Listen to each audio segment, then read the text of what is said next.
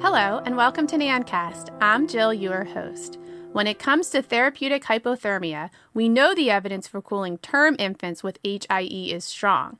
But what about preterm infants, those 33 to 35 weekers who fall just outside the inclusion criteria of most cooling protocols?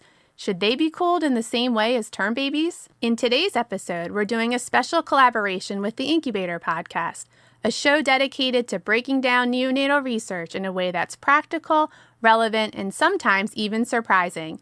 I'm joined by Dr. Ben Korsha and Dr. Daphna Yusova-Barbeau, neonatologists and co-hosts of The Incubator. Every week, they review journal articles, dissect the science, and explore what it means for our patients, our units, and our profession.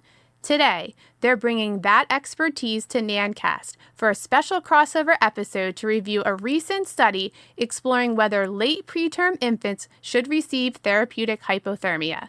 We'll unpack what the evidence says, where the gray areas remain, and reflect on what neonatal nurses and APRNs can take away to inform care decisions for this unique population. Let's get right into it.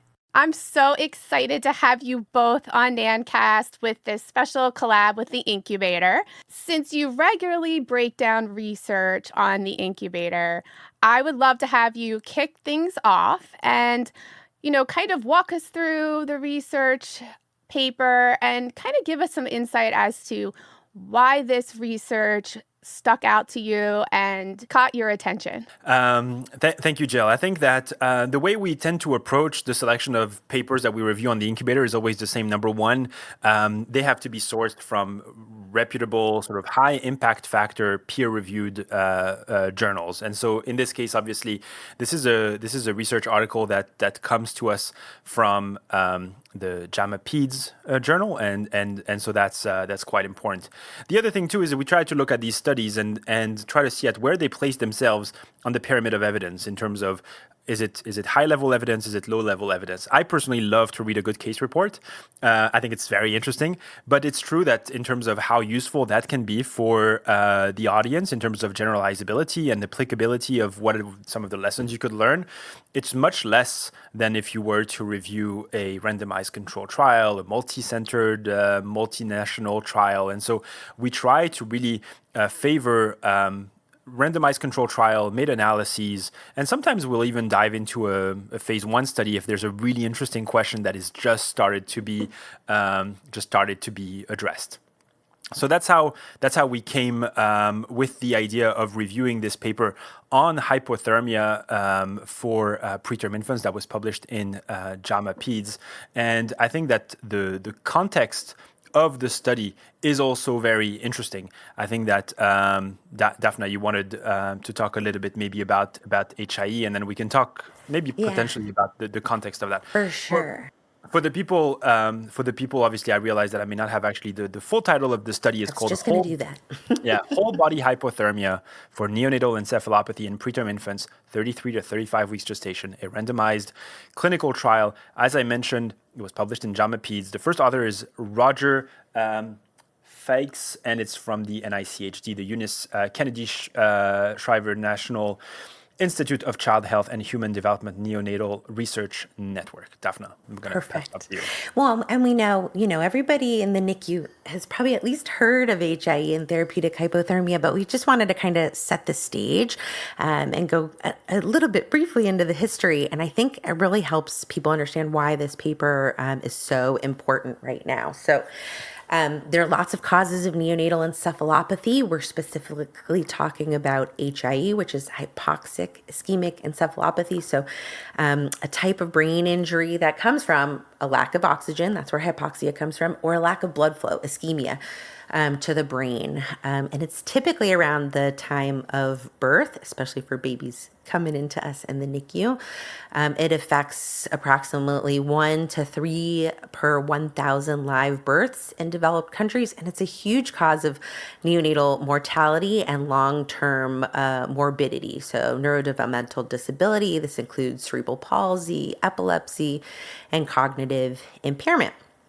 And so most babies that come into our unit that make us think of HIE are these babies that meet kind of a threshold of criteria. So in general, they've had some sort of, usually we can't always identify, but certainly having some sort of perinatal event, fetal bradycardia, uterine rupture, the need for resuscitation at birth for a number of reasons, having low APGAR scores, having some sort of change. This is where the encephalopathy comes from. So a mental status, that's a level of consciousness, tone, posture that's not really normal. And a key component is documentation of acidosis. So these are the babies that we worry at some point in time they didn't get enough oxygen or they didn't get enough blood flow. And now they're showing us signs that maybe their brain, in addition to all the other organs, have been affected.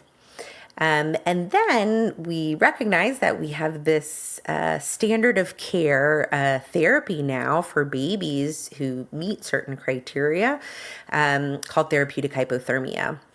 And the goal of therapeutic hypothermia, why do we make the babies so cold?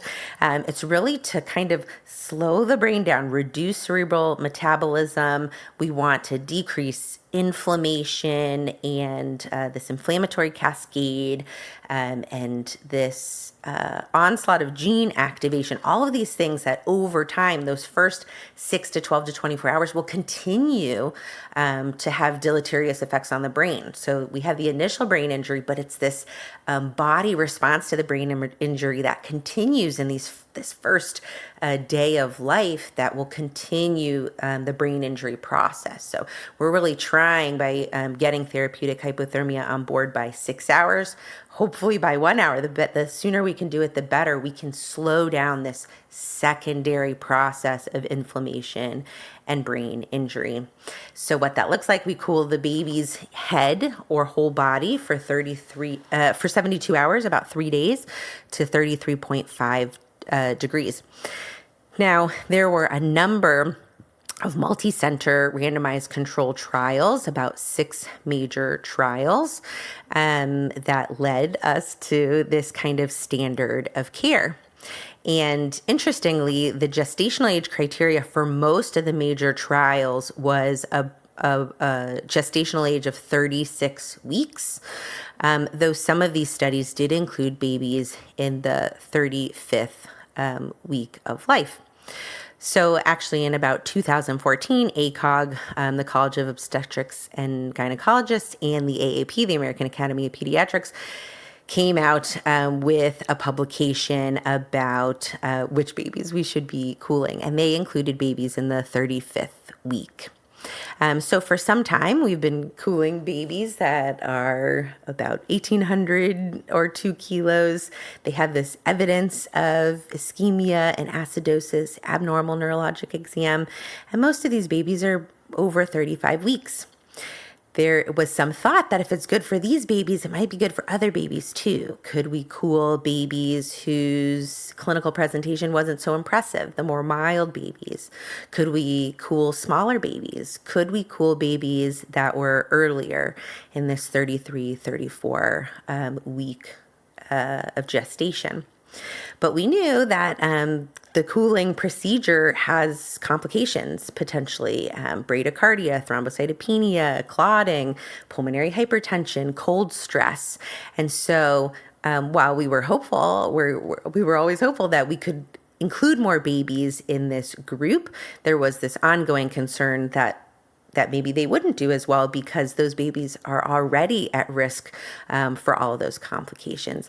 And that's why this paper is so important, because in those preliminary studies, like I said, they included some 35-weekers, but most of the babies enrolled were more than 36 weeks.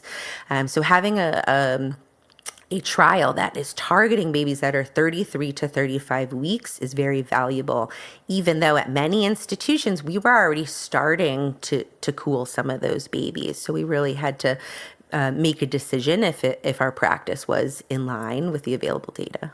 And I think that's what's interesting about this topic is that this therapeutic creep, as we say, where that's the right. the initial standards of care have been set in a way where we define gestational age, we define a degree of encephalopathy, and then we say that's the population that would benefit from treatment, and then we see that shifting. And for people who are not familiar, obviously, when a baby is born with a risk of encephalopathy, we do this physical exam and we go through this SARNAT scoring system where basically we look at their level of consciousness, their posture, their tone, their reflexes, etc. And we determine if they have mild, moderate, or severe encephalopathy, or as encephalopathy is a fancy word for brain injury. And the data is very strong, saying that moderate to severe encephalopathy deserves to be cooled. But now we are seeing that a lot of people are also cooling babies that have just mild encephalopathy because HIE is such a frustrating disease. It affects babies that should have had very often a normal outcome, and we don't have a lot to offer. And so we feel like, oh my God, if there's only that one thing which is cooling that I could offer these babies, I would like to offer it to more people. And sometimes it's unclear whether what's good for one is always good for the other. So I think that's very interesting that this paper actually tackled this question in a very rigorous way. Okay. So the way we like to look at articles is I think it's important to read the background, which is kind of what we did just now, and then try to find what is the question that triggered this group to pursue this research. And usually at the end of every introduction, there'll be our objective, our aim is to to do so and so. So it's interesting to see. So it's interesting to start there and say, okay, that is the question. And for them, the question is there any benefit really in initiating therapeutic hypothermia or cooling for babies who are born between 33 and 35 weeks? And the benefit of that, could this be improving death or disability? So then, Ben, I think that's such an important point because from a study perspective, I mean, their hypothesis was that therapeutic hypothermia for these 3 days would decrease death or moderate to severe disability at 18 to 22 months corrected age in these infants with moderate or severe encephalopathy in this age group, because that was the outcome that was studied in the major cooling trials. So the reduction of death or moderate to severe disability at 18 months. So their hypothesis was that it would help. Yeah. And then once we have that question, we dive into the methods. And I know that as a college student, this was always very daunting to me to read the methods. But if you approach it from what we just discussed, saying, let me see how they decided they were going to go about and answer that question. And it's always very interesting because you might look at the methods and say, that is not the best way to answer this question. And that's when you're going to start seeing either the strengths of a study or maybe the flaws of a study through the methods and saying, well, maybe that's something that we should be taking with a grain of salt. So in this case, it's a very robust study, and that's probably why we picked it, and that's why we wanted to review it with your audience, Jill. It's a multi-centered randomized control trial that involves 19 centers from the NICHD, so very sort of big academic university-affiliated centers in the US, and this study took place between 2015 and 2022. One of the things that is going to be mentioned in the methods is that they said that they did this Bayesian statistical approach. And sometimes if you're not sure what this means, you might want to run away. But actually, when you dive a little bit deeper, it's so interesting what this particular approach does. And I think that the idea behind a Bayesian approach to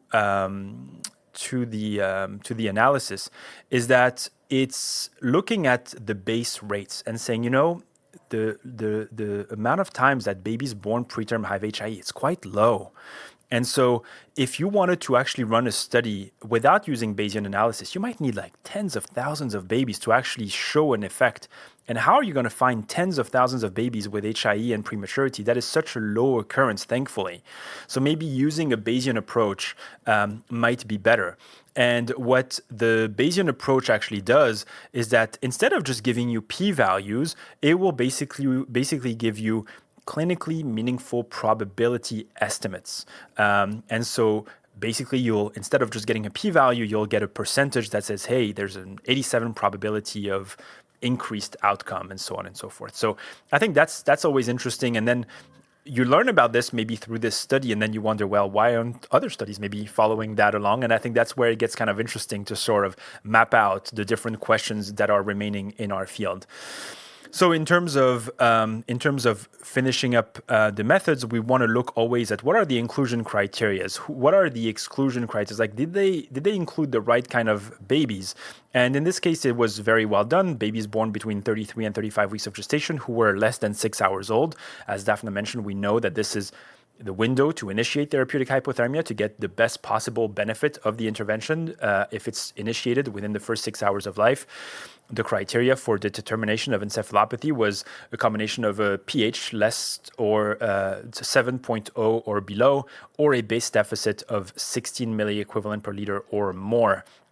They had to have moderate to severe encephalopathy based on a modified SARNAT physical exam scoring or clinical seizures.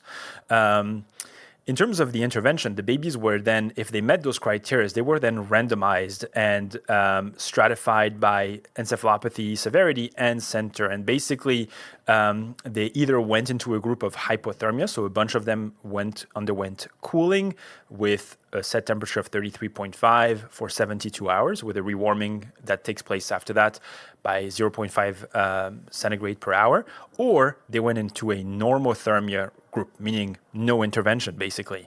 And both groups were tracked based on an esophageal temperature monitoring probe. And I think that's very important, because even in the group not getting anything, you want to make sure they're not being passively cooled or that there's no inadvertent change in the temperature. We want to make sure that they remain normothermic.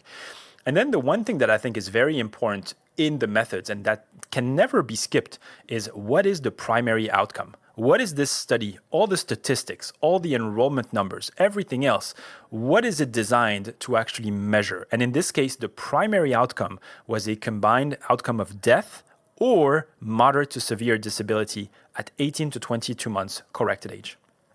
And once you know what is the impact factor, what is the measure that we're going to try to assess, you want to find out how did they assess that. And they did that very well using the Bailey 3 test for cognitive score. They looked at GMF-CS levels for cerebral palsy. They looked at vision and hearing assessments. And these are the standards for these types of measurements. So I think that, for example, if they had wanted to measure disability down the road, but use a scale that has never been tested, that would have been problematic. But in this case, they are using what everybody else is using. And I think that this, again, brings even more validity to the study. So I think that this is a cursory review of the methods, but it gives you enough to then start diving into the results and see, okay, we know what they wanted to ask. We see how they organized their research protocol. Let's see what they found. So I'm going to let Daphne maybe walk us through the results. Oh, buddy, I thought you were going to do the results, but I'm happy to do them. So then I'm going to take it, because this is so interesting. It's so good. So because these infants were prospectively enrolled and randomized, the groups are very similar, because basically they had to meet these criteria and then they were randomized. I think that you'll see groups that are very different, especially when you try to look at a retrospective study where basically they had no control over who entered the study. They just went back through the charts and reviewed. But in this case, no, both groups were very well balanced. And so that was really good. And they had 168 infants, 88 babies went into the hypothermia group, 80 babies went into the normothermia group. And so then we're going to look in the results for that primary outcome. This is what they were trying to test. So that's what I'm going to first. In terms of death or disability, what they found was that this was present in 35% of the babies who underwent therapeutic hypothermia, compared to only 29% in the normothermia group. So a 6% difference, not in the favor of cooling. And so using this Bayesian analysis, what's really exciting about this is that it basically can give you a probability of what was the benefit of the intervention, but also what was the probability of harm, which is something very unique about this study because they use this Bayesian analysis that we talked about before. The probability of benefit based on the primary outcome is only 26%, and the probability of harm is 74%. And so this idea that, well, I'm going to cool these babies because what's the harm? Well, there is actual harm. Sometimes we think that interventions have very little side effects, but for specific population, they actually may be harmful. The other interesting point in the results is always when you have combined outcomes. So when you have death or disability, it's always interesting to see if the authors have split those outcomes and if we can look at them individually. And I think that in this case, the one outcome we're interested is death specifically, because that is the outcome where it was even more concerning. In the case of mortality, they found that basically there was a rate of mortality of 20% in the hypothermia group compared to only 12% in the normothermia group. The probability of benefit of hypothermia for the outcome of death was only 13%, and the probability of harm, of increasing the risk of death, was 87%. That is the number that everybody went around with afterwards, because this was very much unexpected. Now, the other thing that we do in the results is saying, were they able to stick to the protocol? Were they able to not deviate from what they said they were going to do? And they showed that 32 infants in the hypothermia group actually went sometimes below 32 degrees centigrade. Only one in the normothermia group, which is not really surprising because they were not being cooled. And so what you want to see is that now these babies did not stay in that range of hypothermia that would be considered the standard of care. So did that play a role? But the authors are saying that even when we're excluding these 32 infants, there's still no benefit of the hypothermia on this particular populations. And again, highlighting maybe the challenges of thermoregulation in preterm infants. Then you want to look at safety concerns. They did show that there was more hyperglycemia in the hypothermia group. The rates of hyponatremia was also more prevalent in the hypothermia group, and the hypothermia group also remained on mechanical ventilation a little bit longer. I think that these safety concerns, to be honest, in that particular paper almost go by the wayside when we reviewed the mortality. Mortality sort of trumps it all and sits at the top of our concern. So I think that with that, you have enough information to sort of understand what they were trying to do. And then if you are interested in more data, you can always sort of dissect the various tables, but you have to remember the study was not powered for these sort of other outcomes. What we reviewed now is what this study was intended to answer. And if you want to look at the specific measures of the test at 18 to 22 months, and if you want to look at subgroup analysis, that's all well and good, but that's not what this study was powered for. So that's why we always try to stick to the primary outcome. And then you can have fun and start diving into the discussion. And I'm going to let Daphna sort of put this in context for us. Yeah, well, thank you, Ben, for reviewing that. So basically what they found is, like, not only was it not equivalent, that we're concerned that we might be causing harm to some of these babies. And to Ben's point, there is some additional data in the kind of supplementary material that gives us a little bit more information.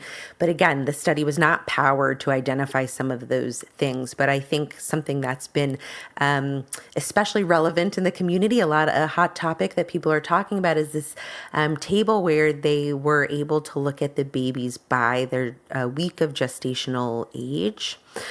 So remembering that this was a smallish study, and these groups are even smaller. So that's why we can't do all of the statistical analysis we would want to do because the groups are so small. But in the 33rd week, 33 and 0 to 33 and 6, again, looking at that outcome of death or moderate to severe disability in the cooling group, 42. It was 42%. In the normothermic group, it was 35%. And again, just looking at death in the hypothermia group, it was 16, and in the normothermia group, 21. In the 34th week, 34 and 0 to 34 and 6/7, for death or moderate or severe disability.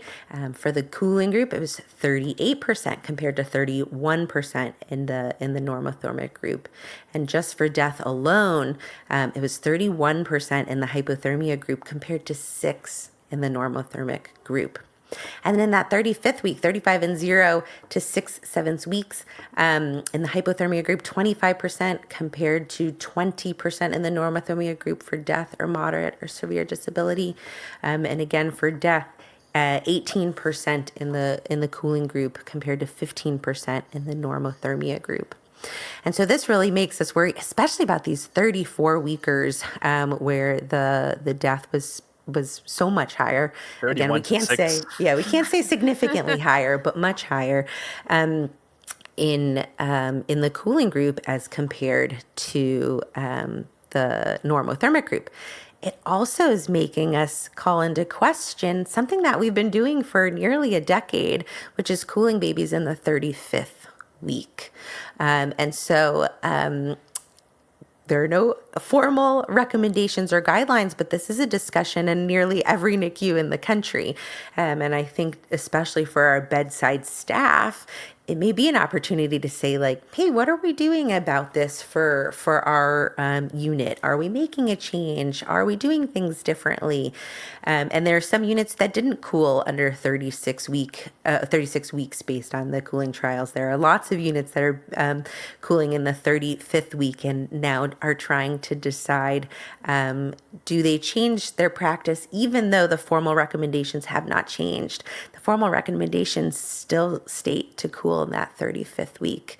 But certainly cooling now in the 33rd and 34th week of gestation, those babies born at 33 and 34 weeks, it's really giving us pause about doing that, given these findings. Now, this is not the only paper that looked at babies in this gestational age group, but it is the biggest and the longest follow-up so far. So definitely this is a hot topic that people are talking about at the bedside every day in our clinical division meetings. And nurses may see that change in their institutions. Yeah, I think that if you are working in an institution that used to cool maybe more late preterm babies, and you see a little bit more hesitancy, that paper is probably the reason why. And that's sort of what the approach is for us on the Incubator podcast. We take these papers and we review them, and the idea is that this could serve as a great sort of springboard for educational material, educational content. You can actually for our nurse, we can include now our nurses in the conversation of these latest papers and discuss this as a group. And I think that for some of the topics that we're talking about, obviously, like there's such an importance of making sure that the conversation at the bedside includes everybody, including our nurses, because especially in the case of therapeutic hypothermia, the nurses run the show. For sure. For so many things, right? The nurses are running the show. And I mean, I'll just give our experience. Our nurses know that we host an educational podcast, and many of them tune in. And it's really, that's one of been the coolest thing about doing the podcast is it's changed our conversations at the bedside, because our nurses are listening to our review of the paper. They may go look at the paper themselves. They come in, they want to talk about it. They're engaged and excited to have the information and decide and be a part of the discussion about, will this change our practice on any given paper, not specifically this paper, but on any given paper. And like Ben said, obviously nurses are, it's such a critical component of our entire team, and all being on the same page about why we're doing things and how we're doing things, I think is really helpful for everybody, especially the people that are going to have to carry out some of these tasks and often are explaining them to families. So it's been neat to see that change in our own unit. And so, yeah, we're so thrilled to continue collaborating and have more nurses listen in for sure. Yeah, I think this paper, what was most compelling to me, and it's funny that Ben mentioned the word therapeutic creep. I think we see the benefits of therapeutic hypothermia on our term babies. And, we see that it's standard care. And now we have these, late preterm 33 to 35 and 6 weekers. And you're thinking, isn't cooling better than nothing? And I think that we want to give them something. Yeah, so desperately, right? We've seen how well it's worked. Yeah. But, clearly this data in this paper is telling a completely different story. So I think maybe that therapeutic creep that we see this working kind of led us astray to think, okay, maybe this could work for our smaller babies. Like, why don't we give it a try? So this is great to have this discussion, to allow all of us to collaborate and see, there is probability of harm for these babies. And this is what's going to help us, counsel families at the bedside, help create our, clinical decisions. And, it's great to have these discussions and collaboration.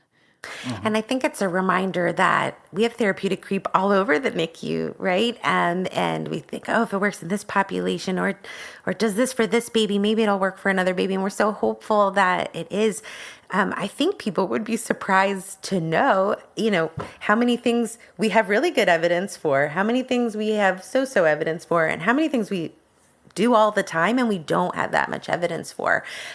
So, having everybody on the team as a part of that discussion and weighing in about what they're seeing from their perspective, I think is really valuable. Mm-hmm.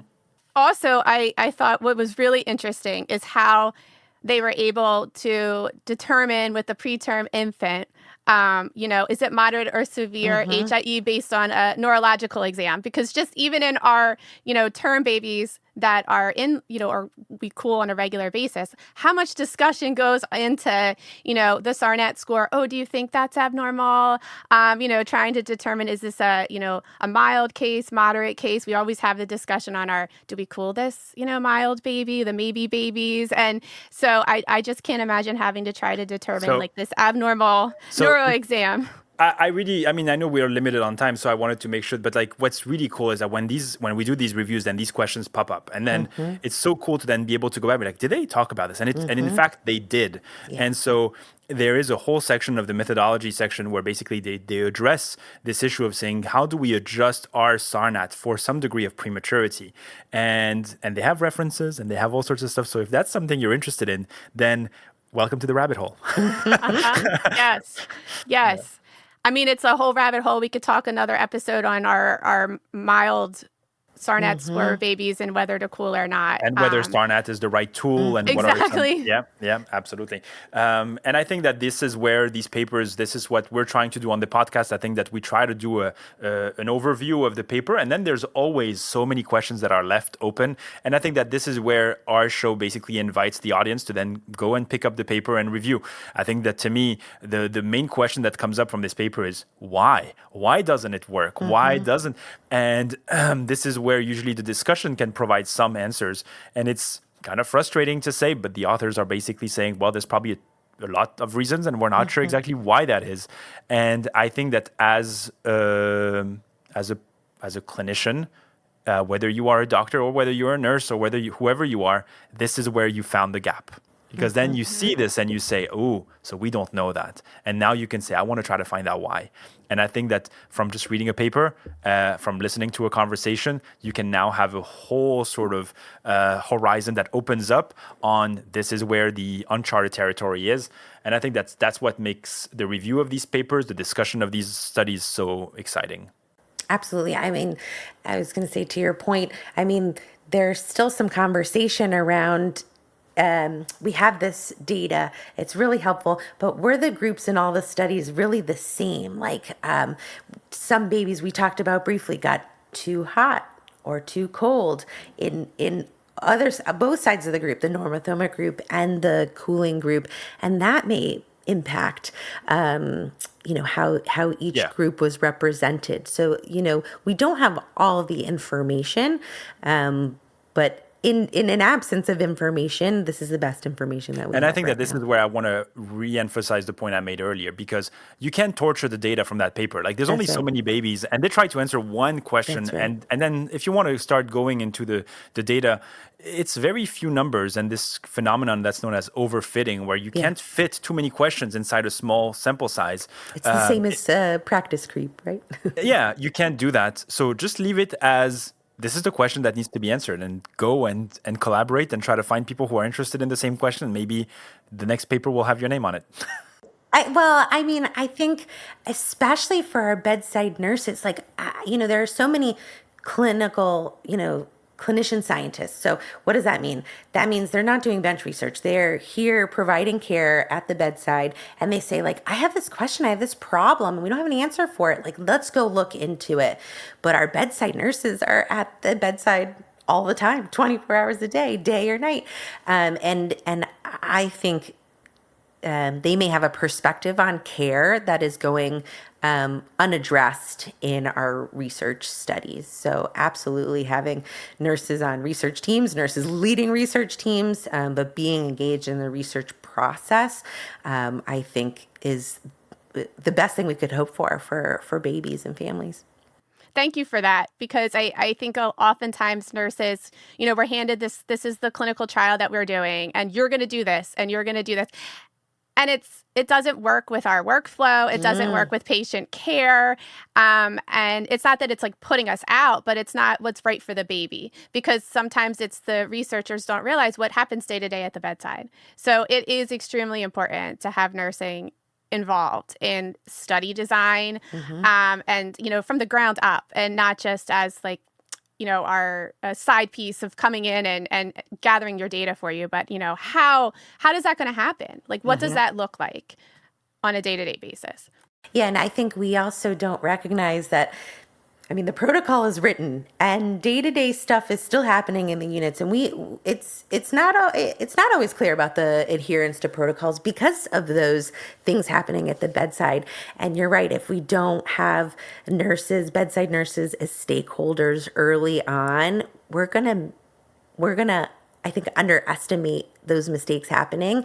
And we may be putting out data that doesn't reflect all of that. So I love that, having, for sure. Nurses, like I said, coming up with research questions, I think that would be the optimal, point of entry. But at a minimum, being part of the protocol design and being stakeholders early on. There's constant discussion of why are we doing this? How can we do this better? All the time. So we have the questions. It's just like getting it started. And I think just having these conversations now and reviewing papers and, the clinical evidence and what's behind that is really important to really ignite that in nursing, to know like they can move forward and do it. And absolutely. And I think this is one of the reasons for the podcast as well. I feel like it cannot be that you can have a conversation between two individuals and one has read the paper and the other one is completely oblivious to the data. I think that by bringing this to the attention in an easy to digest format, then it can create conversations that are going to happen on equal footing, where both parties have read the data and can have a very productive and constructive conversation about the state of the evidence, the state of the data, and where things should be going. And so I think that this equality is very important to actually make meaningful progress at the bedside. Yeah, making these studies and research and science accessible and relevant for everyone in the NICU. Yeah.